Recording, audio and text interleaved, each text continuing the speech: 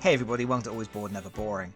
Recently I was contacted by Peekwik Dreams, who asked if I would be interested in previewing their new strategy game Ynaros Fallin prior to its launch on Kickstarter. After checking out their website, I decided this was something I would like to take a closer look at, because Ynaros Fallin is, well, it's a bit of an odd duck, but in a good way. It's a two-player strategy game offering 5 levels of play, combining elements of worker placement, card play, area control, resource management, tile laying, tactical maneuvering, and direct tactical combat. So if that sounds intriguing, stick around as I dive into the world of Ynaros Fallin. First things first, to be absolutely clear, what I'm showing you here is a prototype, albeit an exceptionally good one, for the deluxe edition of the game. Components and even some gameplay elements may be different in the final product.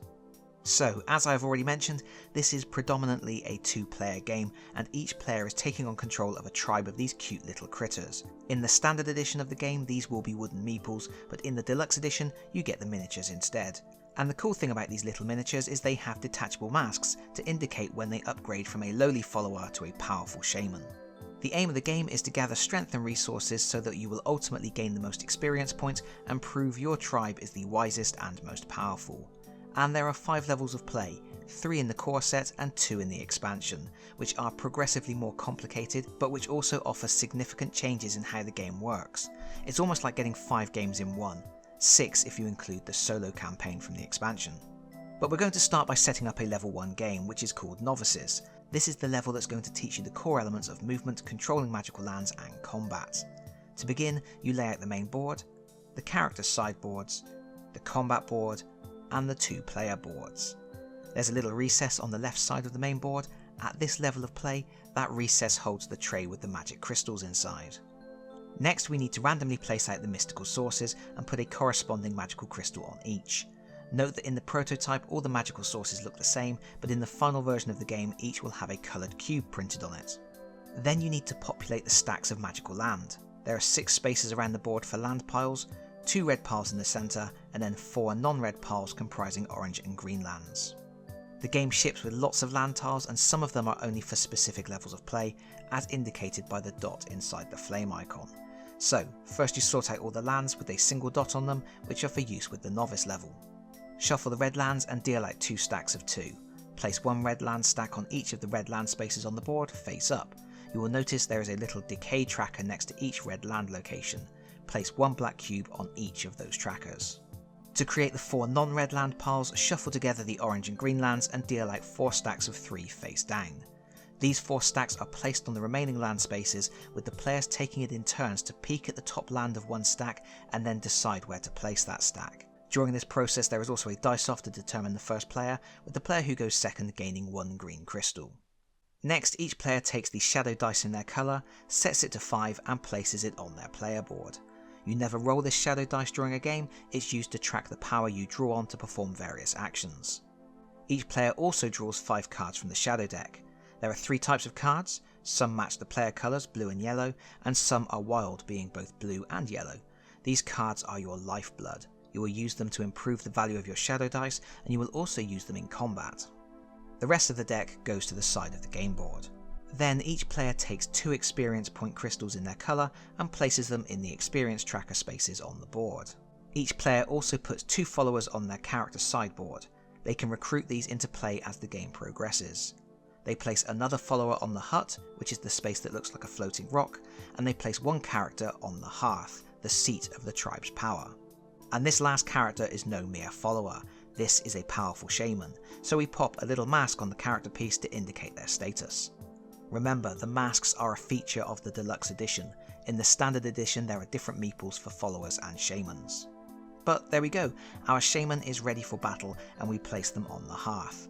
The shaman, it should be pointed out, are more powerful than followers, as they are the only characters that can attack another shaman, and they also evoke new characters to strengthen your tribe. Finally, each player places another shaman on the battle board. These aren't characters that you can bring into play, they are tokens used to track the magical energy of any 2 combatants when they engage in a bit of magical fisticuffs. The last thing to do before the game can begin is each player places 4 pink vital crystals on the battle board. The 3 battle dice are also placed on this board. Phew, all done. The game itself is an interesting amalgamation of different subsystems that all integrate to provide a strategic experience juggling lots of different information. Even at this most basic level, there's a good deal to think about. On your turn, you go through 3 distinct phases. First, the Deeds phase, where you will perform 2 actions. Then you have the Fate phase, where you deal with any consequences arising from your deeds. Finally, there is the Cantrips phase, where you may be able to obtain certain bonuses. Let's break these phases down in a little more detail. In the Deeds phase, you can do 2 actions from a choice of 4. You can do the same action twice if you like. The first action is drawing cards. Simple enough, just draw 5 shadow cards into your hand. Your maximum hand limit is 10. The second action is playing cards. You discard any number of cards from your hand, and for each card discarded, you increase the value of your shadow dice by 1. The third action is where the strategy begins. Moving. When you take the move action, you get movement points equal to the value showing on your shadow dice. You can distribute these movement points among your characters as you wish. If one of your characters enters the opponent's hearth or a space occupied by a rival character, your movement with that character stops. At the end of the move action, decrease the value of your shadow dice by 1 to a minimum of 2. For example, if your shadow dice shows a 5, you would gain 5 movement points. You could use those points to move one character 5 spaces, or one character 2 spaces and another character 3 spaces, or any other combination. At the end of that move action, the value of the shadow dice would decrease from 5 to 4. The final action is the control action. If any one of your characters has a straight line of sight to a rival character, they can establish control of them. You must discard 1 magical crystal. The colour of the crystal determines what you are allowed to do. Discard a green crystal and you can use the special power on any 1 green land your opponent has on their player board. We'll talk more about lands in a moment. If you discard a red crystal, you gain movement points equal to the combined value of your shadow dice and your opponent's shadow dice. Finally, if you discard an orange magic crystal, you get to take a battle dice and roll it. You then move your opponent's battle piece down the magical energy track a number of spaces equal to your roll. This weakens them in preparation for the next battle. Once you have completed your 2 actions, you move on to the Fate phase. At this point you may be able to discover magical lands, conquer magical lands, summon new characters, upgrade existing followers, or instigate combat. Let's look at what happens if you have a character on a mystical source. First, you are allowed to claim the crystal on that source. You can take this immediately, or you can claim it at any point on your following turn before leaving the space. The reason you might want to leave it for now is because the crystal generates a magical force field around the source, and if any rival character wants to enter the space while you are there, they first have to pay 1 crystal of the same colour. That magical defense ends as soon as you take the crystal from the board, so you need to think carefully about when to take it, especially as these crystals are only ever replaced when a magical land stack is depleted. Additionally, standing on a mystical source triggers the discovery of magic lands. If you look at the top tile of any non-red land stack, you will see a number of dots from 1 to 4. This is the amount of magical energy you must expend to discover this land and flip it over. When you trigger the action to discover new lands, you gain magic points equal to the value currently showing on your shadow dice. You must then spend as many of those points as possible to discover lands. So, for example, if your dice shows a 4, you could flip over 1 land that has 4 dots on the reverse, or 2 lands that have 2 dots each, or any other combination adding up to 4. You can conquer a face-up non-red land if you have a character standing on the land in the Fate phase and you meet the requirements. For example, you can conquer this land if your shadow dice has a value of 6. You claim the land and you set your shadow dice value to the minimum of 2. Meanwhile, you can conquer this land if, in addition to the character on the land space, you have a second character on the main board. You claim the land and both of those characters are returned to their starting locations. The hut for followers, the hearth for shaman. Once you have claimed the land, you place it on your player board and take 1 magic crystal of the same colour. Every land on your board grants you a special ability, and these are all detailed in the appendices in the rules. The abilities on green lands can be used once per game, while the abilities on orange lands can be used once per turn. Regardless of a land's requirements, once you have conquered it, your character always returns to their starting location. Another thing you may be able to do during the Fate phase is evoking a new character. This is possible if one of your shaman made it into the opponent's hearth space and there are no rival characters present. To complete an evocation, you have to discard 1 magical crystal of any colour. You then have a choice of either recruiting a new follower who appears on the hut, or upgrading any existing follower to a shaman. The shaman you used for the evocation is then returned to your own hearth space. Finally, if you have entered into a space containing a rival character, you trigger a battle. Battles involve a completely different subsystem and are played out on the sideboard over a series of rounds, where the aim is to generate as many combat points as possible. Every combat point you generate is used to manipulate the position of the combatants on the combat board. You can either use the points to push your opponent down the track to a weaker position, or you can use the points to push yourself up the track to a stronger position. Think of it as a little magical tug of war. During a round, you can either play one magical crystal from your player board or up to 3 shadow cards from your hand.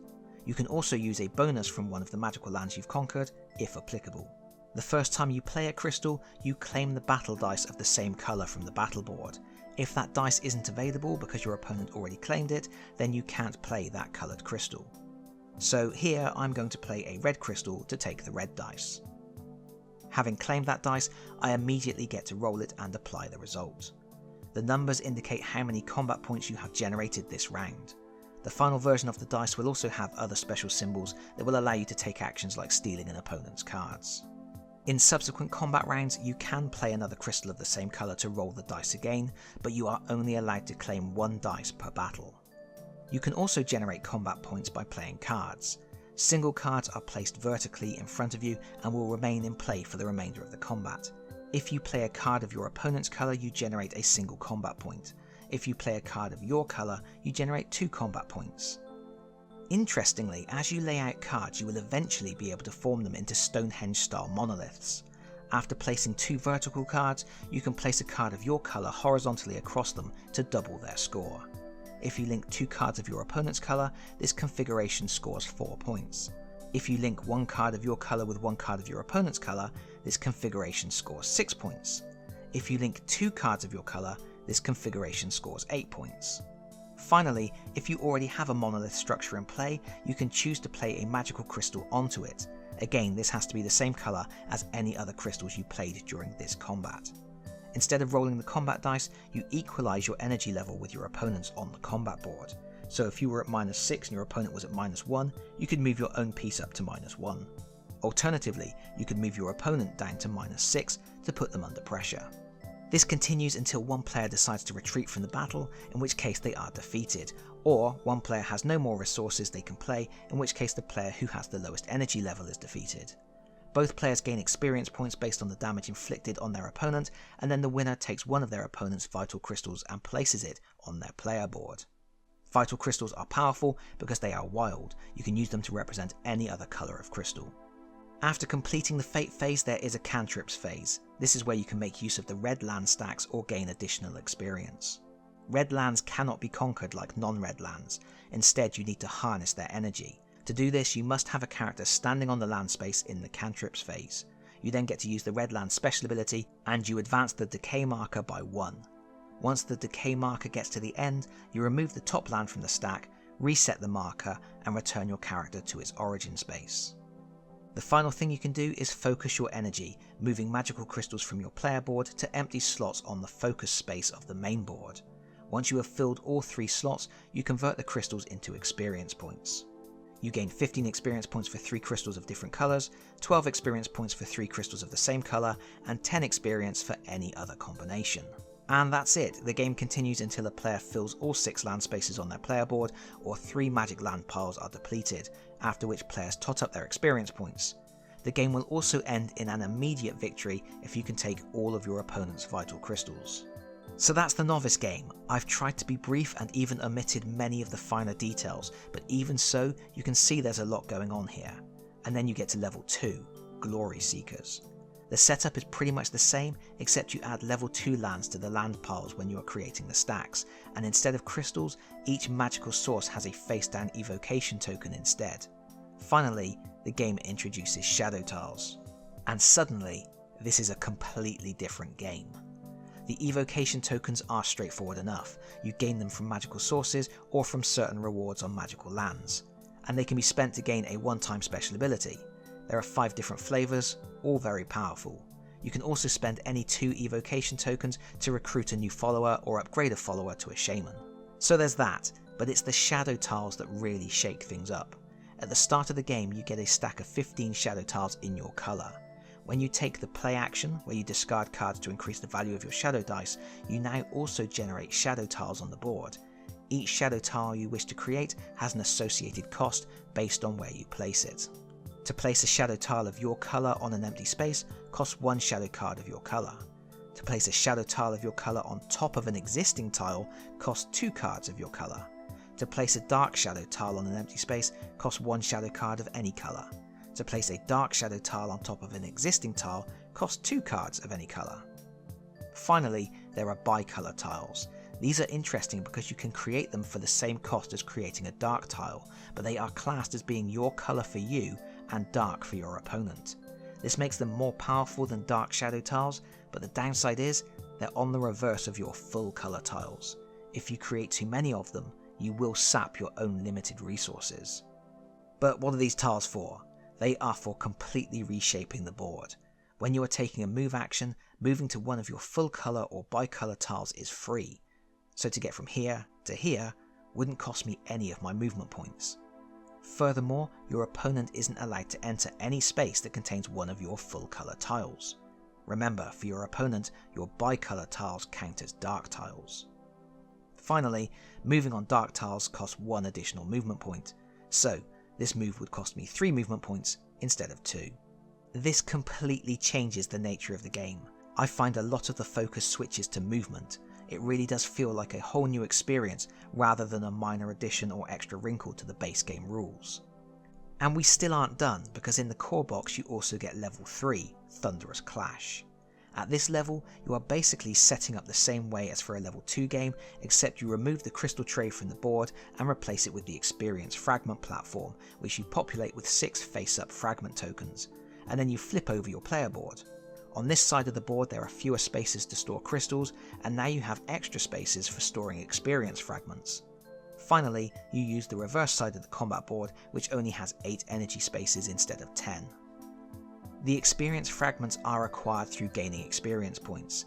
As you earn the fragments, you can place them face down on your board as an additional storage space to hold an extra magical crystal.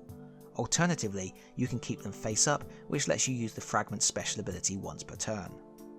So, you can see that by the time you are at level 3, you are juggling extra abilities from lands, evocation tokens, and experience fragments. It's a lot to keep track of. Additionally, level 3 introduces the concept of temples. You can bring these temples into play on formations of 3 dark shadow tiles, or bicolour tiles, next to a mystical source. You score additional experience points by having characters on temple hexes during the game, or for exerting the most influence on the temples through the presence of your characters and bicolour tiles at the end of the game. And that's the 3 levels in the core set. And I keep saying it, it's a lot. There's a lot there. So much to think about, so many subsystems, and each level is almost like a different game, drastically changing the strategies you need to employ. Level 2 adds in a whole new tile laying mechanism, while level 3 introduces area control and brand new resources and skills to manage. For some people it may be too much, and the later levels might start to feel too busy and cluttered with rules, but for those who still crave more, there's this expansion, Dark Adventures. This adds an additional 2 levels of play for 2-player games. Level 4 is called Masked Mischief. It introduces a 5th action to the deeds phase called Shock of the Shadows. This action allows you to play 3 shadow cards from your hand to manipulate stacks of magical lands in different ways. The final level is called Darkened Souls Collide, which uses all of the existing rules but then throws in some monsters to deal with. You get a new set of characters to represent those, and there are special drifting haze tiles. These tiles block 4 spaces on the board, but you can move adjacent to them and spend a movement point to flip them over. Once revealed, they remain on the board and add different elements. This one, for example, becomes 1 dark shadow tile, 1 empty space, and 1 permanently blocked space. A monster spawns on the final space. I particularly like this feature because it adds an element of exploration to the game. As you quest across the board, you find additional resources and threats, which completely reshape the playing area. That's good stuff. But even then, we aren't done, because this expansion introduces a brand new solo experience, which is built from the ground up as a campaign of 7 adventures and plays completely differently again. Honestly, I'm not even going to attempt to cover the solo rules here. This video is already long enough, and each new level in the solo campaign changes things up, setting new challenges such as rescuing followers, defeating a certain number of monsters, obtaining different combinations of magical crystals, or exploring every drifting haze tile.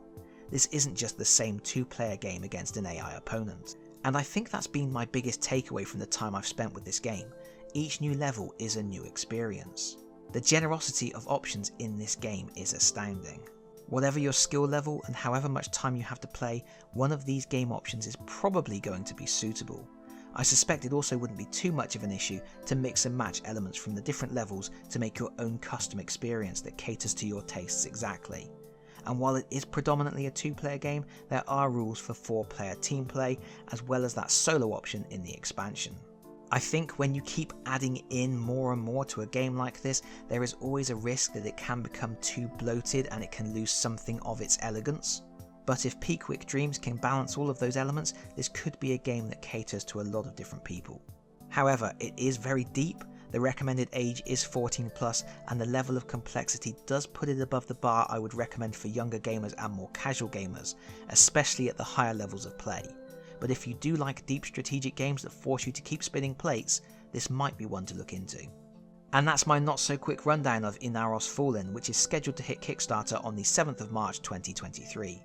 That Kickstarter will offer buy-in tiers for both the regular and deluxe editions of the core game, with or without the Dark Adventures expansion. If this sounds like something you might be interested in checking out in more detail, the best thing to do is hop over to the Kickstarter preview page and hit the notify me button. I'll put a link to that in the video description below. I will also make sure I remind you all when the campaign launches. And that just about wraps this video up. Thank you once again to Peekwik Dreams for sharing this prototype version of the game with me. Thank you as always to the Always Bored Never Boring club members, and thank you everyone for taking your valuable time to listen to me today. If you liked the video, please consider pressing the like button. If you really like the video, please consider subscribing if you don't already do so. And hopefully, I will see you all again very soon. Bye bye everyone. Bye bye.